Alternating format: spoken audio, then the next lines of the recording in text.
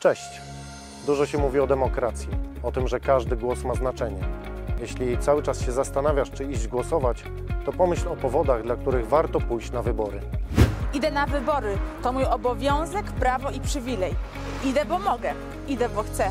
Idę na wybory, bo zależy mi na ludziach, na rodzinie, na rozwoju moich dzieci, ich edukacji i beztroskim dzieciństwie. Idę na wybory, bo chcę mieć fajnego wójta, który będzie szanował każdego z nas, będzie słuchał i pomagał, jednoczył i budował. Bo nie jest mi obojętnie, jak będzie wyglądać nasza gmina, jakimi drogami będziemy jeździć i czy karetka dotrze na czas, gdy będzie pilna potrzeba.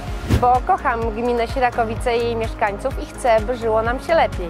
Bo jestem dumny z tego, że tu mieszkam, że tu się urodziłem i tu dorastałem. Idę na wybory, bo zależy mi na tym, by razem decydować i razem budować.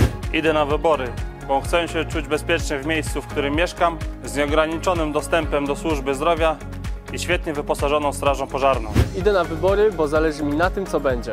Idę na wybory i zagłosuję, bo mam na kogo. Bo kocham sport, kocham piłkę. Chcę mieć gdzie biegać, trenować oraz aby nasze dzieci i młodzież miały szansę na wielkie sportowe kariery. Idę na wybory, bo chcę władzy, która dba o potrzeby najstarszych i najsłabszych.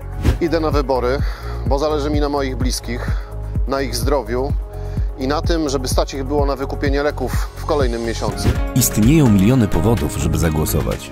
A jaki jest Twój? 7 kwietnia idziemy na wybory. Czytał Robert Jakubek.